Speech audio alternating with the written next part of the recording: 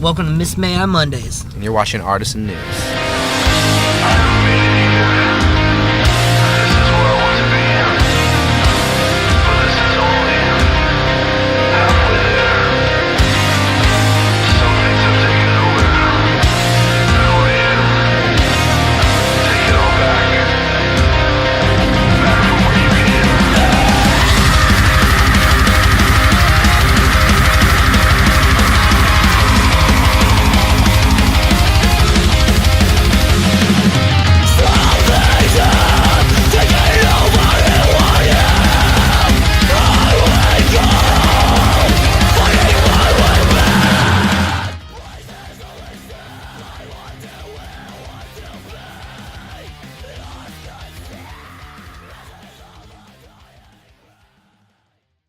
Story behind you guys getting all these people together for the video? Like, how did you get that? A lot of this is a Levi thing, but I do know that we basically had military members come out and kind of talk about what they've been doing, and a lot of them, especially because Levi met with most of them, a lot of them were extremely excited to be a part of the video. And I think it's cool, too, the fact that we got actual, military members rather than it just being, just like a collage of dudes shooting guns and stuff like that. Like, there was actually some deep meaning behind it rather than, it just being more image-based. It's definitely a feeling-based video.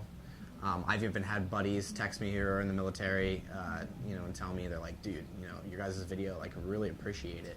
Would you guys be interested in doing a USO tour? We would definitely love to do a USO tour. I don't know if it could actually go down, but, we have friends in Five Finger Death Punch that have done it, and I think it would just be awesome in general just to play, for United States military. Like, how badass is that? You know what I mean? Like, and especially aggressive music. That's I guess when you're overseas and stuff like that. Whether you're actually out doing patrols or you're strapping bombs to planes or whatever. I'm sure there's a level of stress. At least from talking to the members that we have talked to, there's a level of stress, and aggressive music kind of gets it out. And we've heard that guys, when they're on patrol, they'll be listening to our band and stuff like that. So it's kind of cool. So, first thing, 5 interesting facts about you. You're a huge nerd. Why? Yeah. I like Star Wars. I like space. I like technology. I like documentaries. I don't know. I've always been that way. That's kind of like my thing. I really do like learning, but I like learning about things that I really do enjoy. I mean, everybody's like that, but the things I enjoy are, like spacey stuff or like deep ocean type stuff, how the Earth was made and whatever, like that's the kind of stuff I'm into. So I would consider myself a nerd, not a geek, a nerd. There's a difference. The whole Star Wars thing, I've been into Star Wars for so long, and that's a little nerdy, if you will. Deep space voyages and whatnot, and going light speed, and all the dramatics. But so yeah, I would say I'm a pretty big nerd. So you mentioned that your dad was the one who inspired you to get into music. Can you tell me a little bit about that? If there was a specific time where it really just made you think like, all right, I want to do this, and how he sort of impacted your life in that way? Well, I've literally never known my dad not playing guitar. When I was a kid, I used to go, my dad's a truck driver, and he used to take me with him sometimes, and, late at night, always jamming the blues, like jamming some ZZ Tops and Black Sabbath, stuff like that, and, I don't know, he's a very musical guy, so naturally, living with my parents, I kind of started picking up the guitar when I was like, maybe around like 12, 13 years old. I messed around with like bass too. I can play drums, and I can play various instruments, but like guitar is just something that, I don't know, I just naturally picked up from him. And he's a blues musician, so I'm very fond of the blues. I like the blues a lot, and I don't know, just, he's my dad. Watching him, and I kind of wanted to just, do the exact same thing. So, and that's what I'm doing. So you mentioned your first concert that you went to was Goldfinger in Cincinnati. Yeah. what was that show like? Were you a big fan of Goldfinger? Has punk influenced you in other ways?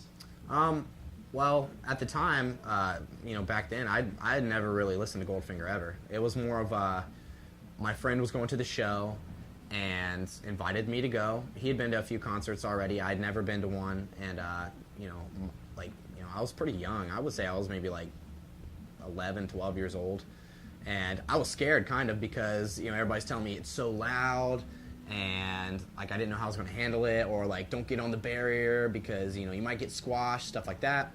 So like going to the show, it was pretty intense. Like I don't know, it just kind of opened a whole new thing for me, like just the whole live aspect of music. And I was into the punk thing. Like at that time, I was really into like Blink-182 and Green Day. They actually, maybe like a year or two before that, did a huge arena tour together. And my buddy actually went to it, and like so I was really into those bands. I did the Warped Tour thing after the Goldfinger stuff, but like I was really into like Anti-Flag and like Bad Religion and stuff like that. So I was a skateboarder, kind of went hand in hand. So yeah, no, watching Goldfinger was really awesome. They put on a great show, and it was like one of those moments too where like I didn't really know what an encore was, so they're like, "Oh, it's our last song," and I'm like, "Okay," we're all leaving. They start playing again. I'm like, "What? Like, no way! They're actually doing it!" And it's like, I don't know, that's pretty standard when you're a headliner, but at the time, when I was 11 or 12 years old, it was completely different. So I don't know, it really opened my eyes and made me want to actually like pursue music more. Can you tell me about your love affair with Kirk Hammett and how he's inspired you, and what about him makes you just love Kirk? It's just his style. I mean, Kirk Hammett was, as far as metal goes, I mean, there's other people who have influenced me in other genres of music, but, I'm a metal guitarist, and, I listen to metal all the time, so Metallica, I really clung to Metallica. My parents, they let me get a Metallica album, and like I was like, okay, cool, I'm gonna listen to this, and it was just like the heaviest stuff I'd ever heard. I remember just like laying in my bed like before going to go to sleep before you go to school and stuff, and just not being able to go to bed because I'm just like I want to just keep listening to music, And it really is. It's just a style, man. It's just it's a different kind of style, and it just goes along with the band Metallica itself. I mean, Metallica wouldn't be anything without Kirk Hammett, but, Kirk Hammett wouldn't be anything without Metallica, so it kind of goes just both ways. Tell me what your favorite sports teams are and why. Well, my favorite sport is baseball. I used to play baseball. I played for like 7 or 8 years, and Cincinnati Reds are my team, even though they're not the best team, but I will still rep them. I'm from Ohio, from Dayton, so, Cincinnati's right down the road. I really do like hockey as well. I'm a Blue Jackets fan, another, Ohio team. I kind of keep it in within Ohio because, I got to rep the state I'm from, and that's kind of the way it is.